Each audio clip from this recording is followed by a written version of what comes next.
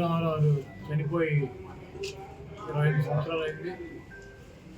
ఆయన 30 సంవత్సరాలు సినీ రంగ పరిశ్రమలో అనేక చిత్రాలు నటించి సినీ రంగ పరిశ్రమలో ఆయన్ని ఉన్నతమైనటువంటి స్థానానికి తీసుకొచ్చినటువంటి ప్రజలకి మేలు చేయాలని చెప్పి ఒక రాజకీయ పార్టీ స్థాపించి 9 నెలల్లో అధికారంలోకి వచ్చి అనేక సంక్షేమ కార్యక్రమాలు చేసి నమ్ముకున్నటువంటి కుటుంబం చేతిలో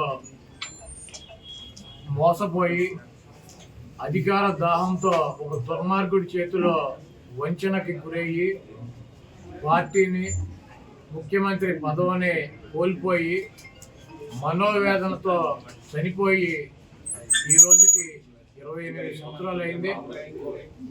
ఎవరైతే ఎన్టీఆర్ పనికిరాడని చెప్పారో, ఎవరైతే ఎన్టీఆర్ దుర్మార్గుడని చెప్పారో, ఎవరైతే ఎన్టీఆర్ని పార్టీ అధ్యక్ష పదవి నుంచి సస్పెండ్ చేసి పక్కన కూర్చోబెట్టారో, ఎవడైతే ఎన్టీఆర్ని ముఖ్యమంత్రి పీఠం నుంచి దించి అధికారంలోకి వచ్చాడో వాడే ఆ గజ దొంగే 28 సంవత్సరాలు అయినా కూడా ఎన్టీఆర్ బూట్లు నాకే పరిస్థితి ఎన్టీఆర్ కల్పించాడు. ఇటువంటి దుర్మార్గుల్ని ఈ రాష్ట్ర ప్రజలు గుర్తించాలి.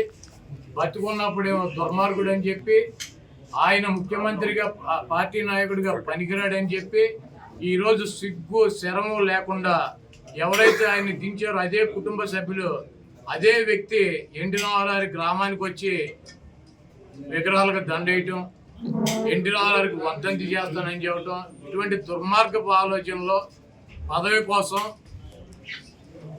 ఆయన పేరు చెబితే 4 ఓట్లు వస్తాయి అన్నటువంటి ఉద్దేశంతో ఆఖరికి చంపినటువంటి వ్యక్తులే, పదవి నుంచి తొలగించినటువంటి వ్యక్తులే ఆయన పొగుడుతూ కీర్తిస్తూ ఈరోజు తిరుగుతున్నారంటే ఈ రాష్ట్ర ప్రజలు ఇటువంటి వ్యక్తులను ఎటువంటి నక్కజిత్తుల వ్యక్తులు కూడా మన రాష్ట్ర ప్రజలు అర్థం చేసుకుంటారు. ఇటువంటి చంద్రబాబు నాయుడిని ఈ రాష్ట్ర ప్రజలు తెలంగాణలో పూర్తిగా నిర్మూలించారు. ఆంధ్ర రాష్ట్ర ప్రజలు కూడా 2024లో నిర్మించడానికి సిద్ధంగా ఉన్నారు. ఏదేమైనప్పటికీ ఎన్టీ రామారావు లాంటి మహనీయుడు ఆశయాలని ముందుకు తీసుకెళ్లాల్సినటువంటి అవసరం ఉంది కాబట్టి తప్పకుండా ఆయనకి అభిమానిగా 28 సంవత్సరాల నుంచి ప్రతి సంవత్సరం కూడా ఆయన వర్ధంతి జయంతి కార్యక్రమాలు ఇక్కడ పెద్ద ఎత్తున నిర్వహిస్తాము.